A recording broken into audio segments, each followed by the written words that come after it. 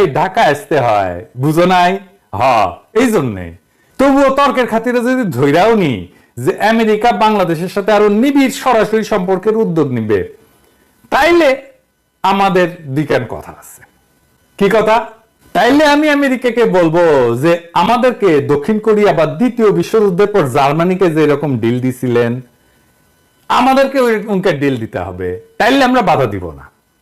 আপনারা তো চীন থেকে বিশাল পরিমাণে বিনিয়োগ সরায় নিচ্ছেন অন্যান্য দেশে, তাই না? তো বাংলাদেশে তার একটা বড় অংশ নিয়ে আসেন, আমরা জিন্দাবাদ দিব, আমেরিকা জিন্দাবাদ। আমাদের তরুণদের মেধা এবং বীরত্ব তো সারা দুনিয়া দেখছে, তাই না? আপনারাও দেখেছেন। আগামী দিনের যে প্রযুক্তি ভিত্তিক যে বিশ্ব অর্থনীতির উন্মেষ ঘটছে, তারাও যেন সফলভাবে অংশ নিতে পারে, তার জন্য অ্যাকশন প্ল্যান করেন। আপনারা সরাসরি এবং আপনাদের মিত্রদের মাধ্যমে আমাদের অবকাঠামোতে বিনিয়োগ করেন, যাতে আমরা একটা বিশ্বমানের লজিস্টিক ব্যবস্থা দ্রুত গড়ে তুলতে পারি। আমাদের সামরিক বাহিনীর শক্তি এবং সামর্থ্য যথেষ্ট পরিমাণে বৃদ্ধি করার একটা কার্যকর কর্মসূচি আমাদের সাথে বৈশা প্রণয়ন করেন এবং বাস্তবায়ন করেন। এই কাজগুলো করতে আপনাদের খুব বেশি যে খরচা হবে তা কিন্তু না, বরং একটা দ্রুত বর্ধনশীল বাংলাদেশ আপনাদের বাণিজ্য এবং বিনিয়োগের উল্লেখযোগ্য একটা ডেস্টিনেশন হইতে পারে। আমাদের মুক্তিযুদ্ধের সময় আমাদের গড়ায় এশিয়ায় আমেরিকার অন্যতম মিত্র দক্ষিণ কোরিয়ার গড়ায় থেকে খুব একটা কম ছিল না। আজ তারা কোথায় উঠে গেছে, আর আমরা 90 দশকে উঠতি এশিয়ান টাইগার হিসেবে স্বীকৃতি পাইছিলাম। গত 15 বছরে হাসিনার দুর্নীতি আমাদের প্রবৃদ্ধির 2 থেকে 3% খাইয়া ফেলছে প্রত্যেক বছরে। এইরকম দুর্নীতি না থাকলে আমরা ডাবল ডিজিট গ্রোথ করতাম সহজেই। ভেবে দেখেন এই দেশটা আগামী 10 বছরে কোথায় চলে যেতে পারে। তাতে আমাদের লাভ তো বটেই, আমেরিকারও লাভ। আমেরিকা আমাদের এই অভিযাত্রার সঙ্গী হইলে আমরা নিশ্চয়ই তাকে স্বাগত জানাবো। আমেরিকাকে বলবো, ভারতের প্রবল চাপের সামনে আপনারা স্থির হইয়া দাঁড়ায় থাকতে পারেন নাই। গত নির্বাচন এটা প্রমাণ। আমাদের অনেক আশা দিয়া শেষ পর্যন্ত হাত ছেড়ে দিছিলেন। আমরা এত জীবন, এত রক্ত, এত অশ্রু বিসর্জন কইরা গণখুনি হাসিনা এবং তার প্রভু ভারতকে হটাই দিলাম। আপনারা আবার আমাদের হাত ছেড়ে দিবেন না, দিয়া ভারতের কাছে ফেলে যাবেন না, সেই ভরসা আমরা কি করে করব? তখন তো আমাদের যেই লাউ সেই কদুর মতো অবস্থা হবে। এত কিছুর পরেও আপনারা যদি আমাদের সাথে সৎ বিশ্বাসে দীর্ঘমেয়াদী পারস্পরিক লাভজনক সহযোগিতার কাঠামোয় কাজ করতে চান, আমরা প্রস্তুত। কিন্তু আমাদের ডিল দিতে হবে দক্ষিণ কোরিয়ার মতো, অথবা দ্বিতীয় বিশ্বযুদ্ধোত্তর জার্মানির মতো। এই ব্যাপারে আমরা টনটনা। কোন কাজ করতে পারি তার একটা খসড়া রূপরেখা আজকে দিলাম আপনাদেরকে। আপনারা এই পথে আগাবেন কিনা সেটা আপনাদের সিদ্ধান্ত। তবে এটা মনে রেখেন, ভিত্তিহীন আশ্বাস এবং অর্থহীন প্রতিশ্রুতির উপরে আমরা আস্থা রাখবো না। আমরা আমাদের সব পথ অপশন খোলা রাখবো। আপনারা যদি আমাদেরকে ভারতের হেজিমনির মধ্যে ফেলে রাখতে চান, তাহলে সেটা আমরা কোনোভাবে মেনে নেব না। মেনে তো নিবই না, দরকার হলে আবার প্রাণ দেব। তাইলে আপনারা তো দেখতেই পারতেছেন, এরকম হলে এইটার বিরুদ্ধে আমাদের ফের রুখে দাঁড়াইতে হবে, ফাইট করতে হবে। এবং সেই লড়াই চীন যদি আমাদের পাশে এসে দাঁড়ায়, তাহলে সেটাই হবে। কেস ক্লিয়ার, কথা ফাইনাল। আমার কথা কলে স্ট্রেট। আমি কোনো হাঙ্কি পাঙ্কির মধ্যে নাই, আমি কোনো যদি কিন্তুর মধ্যে নাই। আমি এই প্রসঙ্গে মাহমুদুর রহমানের একটা কথা আপনাদের বলতে চাই। কুষ্টিয়ার আদালত প্রাঙ্গণে ছাত্রলীগের হামলার পরে রক্তাক্ত হয়ে বলছিলেন, আমি একাই ভারতের আগ্রাসনের বিরুদ্ধে দাঁড়াবো, লড়াই করব। এই লড়াই কিন্তু উনি একা করেন নাই। এই লড়াইয়ে যে দ্বীপ তিনি জ্বালায় গেছিলেন, সেটা দাবানল হয়ে ছড়ায় গেছে সারা দেশে। আমেরিকা যদি মনে করেন সামে সিকনে আপনাদের এজেন্ডা বাস্তবায়ন করে, সেই স্বপ্ন দুঃস্বপ্নে পরিণত হবে। আমেরিকান প্রেসিডেন্টের এই কৌশলপত্রে বাংলাদেশের নাম খুঁজে পাবেন, খুঁজেন, পাবেন না। আমি পাই নাই, আপনারা পাইলে জানায়েন। এরপরেও কি কেউ ভাববেন যে ভারতের বিপক্ষে আমেরিকা বাংলাদেশের পক্ষ নেবে?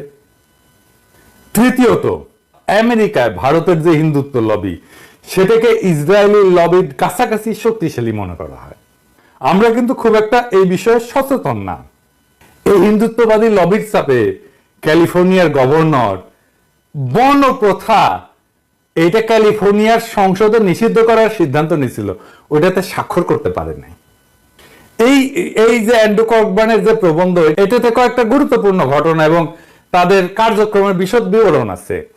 যা আমেরিকায় হিন্দুত্ববাদী লবির উত্থান এবং তার রাজনৈতিক সামাজিক প্রভাব তুলে ধরছে। এর মধ্যে কয়েকটা আমি এখানে উল্লেখ করি, যে এখানে দেখানো হয়েছে যে কিভাবে হিন্দুত্ববাদী সংগঠনগুলো, যেমন Hindu American foundation HAF, American রাজনৈতিক মহলে প্রভাব বিস্তারে সক্রিয়। তারা মার্কিন রাজনীতিবিদদের সাথে সংযোগ স্থাপন করে এবং তাদের কাছে ভারতের হিন্দুত্ববাদী এজেন্ডা তুলে ধরে।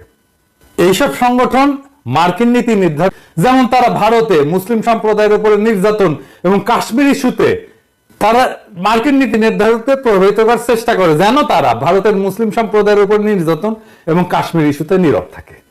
2 নাম্বার, 2014 সালে মোদির আমেরিকা সফরের কথা উল্লেখ করা হয়েছে এখানে। ওইখানে হিন্দুত্বপন্থী আন্দোলনের জন্য একটা গুরুত্বপূর্ণ মাইল ফলক হিসেবে বিবেচনা করা হয়। মোদি যখন প্রধানমন্ত্রী নির্বাচিত হয় তখন তার উপরে 2002 সালে গুজরাট দাঙ্গায় জড়িত থাকার অভিযোগে আমেরিকার কিন্তু ভিসা নিষেধাজ্ঞা ছিল, কিন্তু প্রধানমন্ত্রী হওয়ার পর মোদি আমেরিকা সফর করতে সক্ষম হয় এবং ভারতীয় আমেরিকানদের মধ্যে ব্যাপক সমর্থন পায়। এবং তার ওই সফরের সময় নিউ ইয়র্কে ম্যাডিসন স্কোয়ারে তার জনসভা ছিল উল্লেখযোগ্য, যেখানে আমেরিকার রাজনৈতিক ব্যক্তিত্বরা উপস্থিত ছিলেন এবং তাকে সমর্থন জানাইছিলেন। এই প্রবন্ধে বিশেষভাবে উল্লেখ করা হয়েছে যে কিভাবে হিন্দুত্ববাদী লবি কাশ্মীরের স্বায়ত্তশাসন বাতিলের এই যে অনুচ্ছেদ 370 এটার পরিপ্রেক্ষিতে আমেরিকায় ভারতের অবস্থানকে সমর্থন জানাইতে সক্রিয় ভূমিকা নিয়েছিল। কাশ্মীরের বিশেষ মর্যাদা বাতিল করছিল না, মনে আছে না? তারপরে এই লবি মার্কিন রাজনীতিবিদদের প্রভাবিত করতে সচেষ্ট হয় যেন তারা ভারতের এই পদক্ষেপের সমালোচনা না করে এবং এই বিষয়টাকে ভারতের আভ্যন্তরীণ বিষয় হিসেবে দেখে।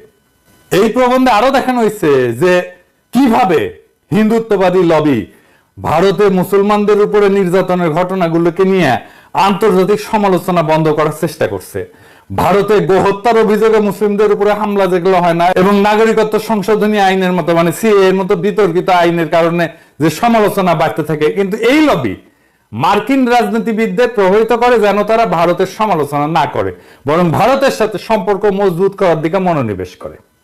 এবং এইভাবে ইন্ডিয়াতে হিন্দুত্ববাদী সংগঠনগুলো আমেরিকায় তাদের রাজনৈতিক সামাজিক প্রভাব বিস্তার করছে এবং একই সাথে ভারতের হিন্দু জাতীয়তাবাদী এজেন্ডাকে বৈশ্বিক মঞ্চে তুলে ধরছে। এখন বলতে পারেন যে ওইখানে তো বাংলাদেশের অভিবাসীরা আছে, বাংলাদেশের অভিবাসীদের আমেরিকার রাজনীতিতে বস্তুত কোনো প্রভাব নাই। এটা শুনতে খারাপ লাগবে কিন্তু আসলে নাই। আমেরিকার বিভিন্ন স্থানে রাজনৈতিকভাবে সংগঠিত হয়ে উঠতে পারেন নাই, তাই এই হিন্দুত্ববাদী লবির সাথে তুলনা করার কোনো প্রশ্নই ওঠে না। এই লবির শক্তি এবং তার নেতিবাচক প্রতিক্রিয়ার কথা ভাইবা আমি এপিসোডগুলোতে একটা শহীদের গল্প বলি। আজকে যে গল্পটা বলবো সেটাও খুব মহাকাব্যিক গল্প, খুবই বেদনার গল্প। আসেন সেই গল্পটা শুনি। পুলিশের সন্তানের রক্ত আর আমাদের সন্তানের রক্ত এই বিপ্লবের মাটিতে আজ একাকার। বিপ্লবের মঞ্চে রাজারবাগের উপপরিদর্শক ময়নাল হোসেনের ছেলের রক্তও একাকার হয়ে গেছিল। আমরা পুলিশকে অনেক সময় শত্রু বলে মনে করি। হারুন, মনিরুল, বিপ্লবদের দেখেই এই ধারণাগুলি আমরা গড়ে তুলি, কিন্তু এই বিপ্লবের আর এক প্রান্তে ময়নালের মতো পুলিশ কর্মকর্তাও আছেন যাদের সন্তানও সেদিন শহীদের তালিকায় নাম লিখিয়েছিল। সেদিন ছিল শনিবার। ঢাকা মেডিকেল কলেজ হাসপাতালের ওয়ার্ডগুলোতে ময়নাল হোসেন আর তার স্ত্রী ছোটাছুটি করছিলেন, হাতে তাইমের ছবি। তাইম ময়নাল হোসেনের ছেলে।